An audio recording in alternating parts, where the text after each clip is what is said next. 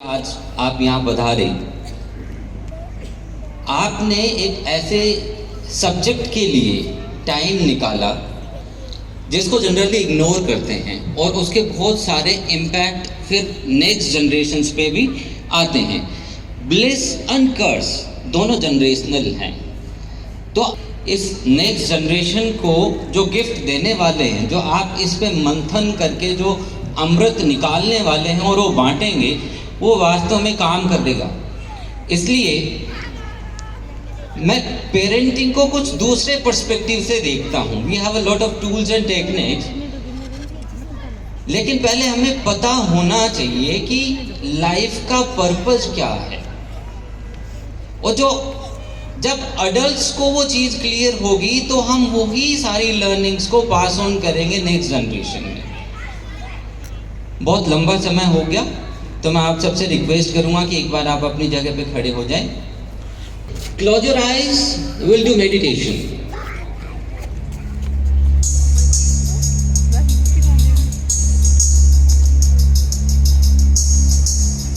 Please close your eyes, long breath in, long breath out.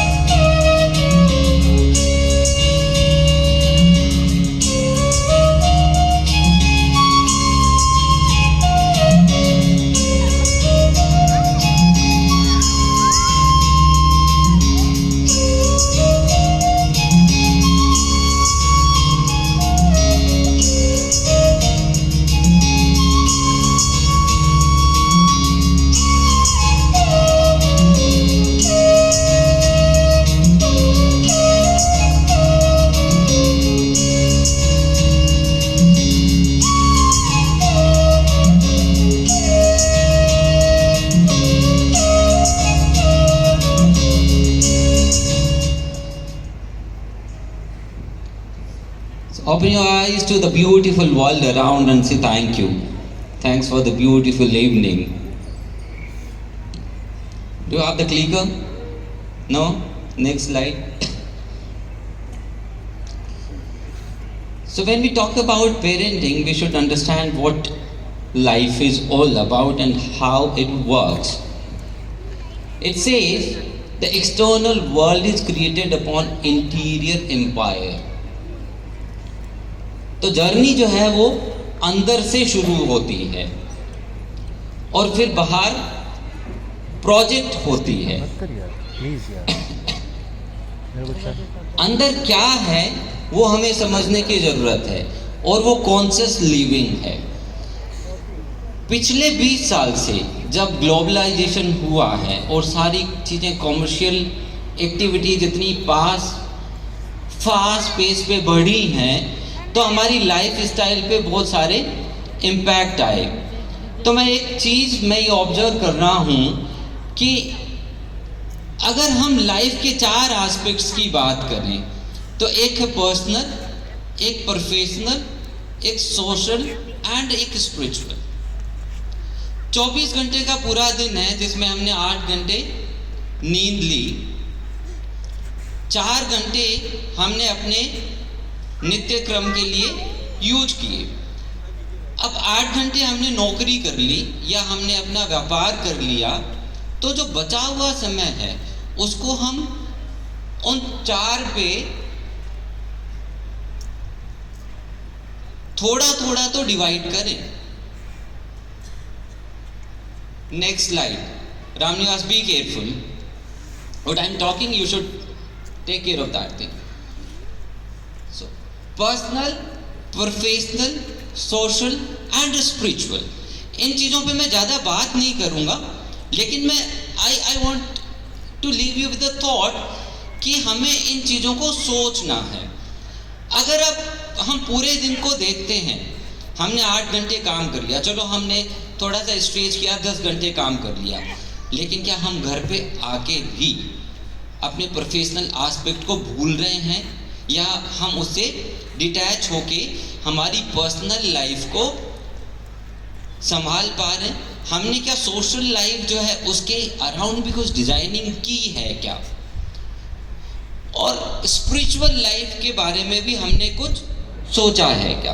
अगर इन 4 aspects को हम थोड़ा और ब्रेक करें तो there are 12 aspects of life जिनके बारे में हमें सोचना चाहिए। हम जो सोच रहे हैं और जो हम कर रहे हैं वही हम नेक्स्ट जनरेशन को पास ऑन करेंगे। That's why I found it appropriate to discuss this aspect. First is health and fitness. It's the core of life and we have realized it in the last 3 years कि जीवन है तो सब कुछ है, और शरीर जब हिलता डुलता रहेगा तो सब है, लेकिन हम इस पे काम नहीं करते, और काम नहीं करते तो ये हमें मजबूर करता है कि आप मेरी तरफ ध्यान दो। Second is intellectual life. Intellectual life, simply if you put in words, to live life consciously. सिर्फ एक सवाल पूछना होता है कि why I'm doing what I'm doing. अगर हर पल ये एक सवाल आपके दिमाग में है और फिर आप दूसरा स्टेप ले रहे हैं तो आप इंटेलेक्चुअली इवोल्व हो रहे हैं। That is called conscious life. It's conscious choice. देखो ये जब आप ये शुरुआत हुआ था तब ये पूरा भरा हुआ था और अब ये आधा है, तो ये कॉन्शियस चॉइस थी। Some of you committed to be here up till the end, some for the half of the time, some thought कि यार ठीक है कर रहे होंगे कुछ, they are not here. It's conscious choice and our life is all about the choices we made in the past. Third is emotional life. We have discussed a lot about it, emotions, feelings, how to handle all these things. If we are living consciously, we know कि गुस्सा आ रहा है, प्यार आ रहा है, उसको कैसे express करना है, ये हमें पता होता है अगर हम अवेयर हैं तो। Just be aware. Character.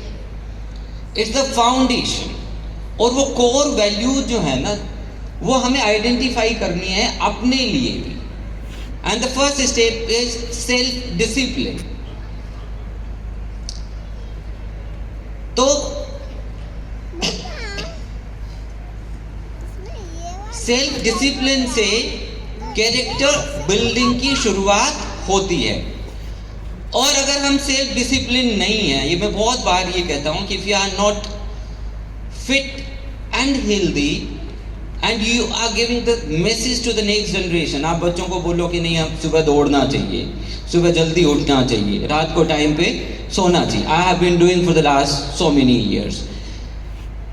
और कोविड के टाइम से मैं जब रेगुलर हुआ तो मेरा बेटा जो है उसने भी वो सारी काम शुरू कर दिए बिना कुछ कहे। उसको बोलना नहीं पड़ता क्योंकि वो मेरे को अब देख रहा है कि यार ये सुबह उठ के दौड़ने जा रहा है। तो हम बोल बोल के नहीं करवा पाएंगे, वो हमें करते हुए देखेंगे तो अंदर से आएगा कि यार ये 40 साल की उम्र में कर रहा है, मैं तो 15 साल का हूँ, कर सकता हूँ, तो वो शुरू कर देगा। स्पिरिचुअल लाइफ ये थोड़ा सा डीपर एस्पेक्ट है, और जब आप कॉन्शियस लिविंग कर रहे होते हो तो you know the real spirit. और यहाँ पे एक चीज है, ये जो 12 एस्पेक्ट्स है ना जिनकी अपन बात कर रहे हैं, उनके बारे में सबका अपना एक बिलीफ सिस्टम है। लेकिन हम क्या करते हैं, वो आपका बिलीफ सिस्टम है, वो आपके पेरेंट्स का नहीं है, वो आपके दोस्तों का नहीं है, वो आपके स्पाउस का नहीं है, आपके सोसाइटी का नहीं है। पहले ये रिकॉग्नाइज करना है कि ये जो सारे के सारे एस्पेक्ट्स हैं उस पे मेरा क्या बिलीफ सिस्टम है, मैं क्या मानता हूँ, मैं भगवान को मानता हूँ या मैं डर लगता है तब जाके हाथ जोड़ के खड़ा होता हूँ। अगर ईमानदारी से इस सवाल का जवाब आपने ढूंढ लिया तो आपके रिलेशन भगवान के साथ चेंज हो जाएंगे। लेकिन हम रुक के इन चीजों पे सोचते नहीं हैं। Love life, what kind of relationship you want to have with your spouse, your child, your parents, your friends? और हमें ये देखो, आप मैंने कितने सारे लोगों के साथ 20 साल का लंबा अनुभव है पेरेंट्स के साथ। रिलेशन में कोई 2 कदम आगे रहता है, कोई 2 कदम पीछे रहता है। जो 2 कदम आगे है वो हमेशा ये कंप्लेन करता रहता है कि मैंने इसके लिए ये किया, इसने मेरा साथ नहीं दिया। ऐसा क्यों होता है? क्योंकि हमने अपने लव लाइफ के गोल्स को डिफाइन नहीं किया कि why I am in that relationship. अगर आपको ये पता है तो आपकी कंप्लेनिंग नहीं होगी। 7th इज पेरेंटिंग, जिस पे हम आज बात करने के लिए इकट्ठे हुए। पेरेंटिंग के गोल्स भी डिफाइन नहीं है। हमारी फैमिलीज की कोर वैल्यू क्या है वो हमने कभी बैठ के अपने बच्चों के साथ डिस्कस नहीं की। हमें आपसे क्या चाहिए वो हमने कभी उनसे पूछा नहीं। मेरी क्या स्ट्रेंथ है एज ए पेरेंट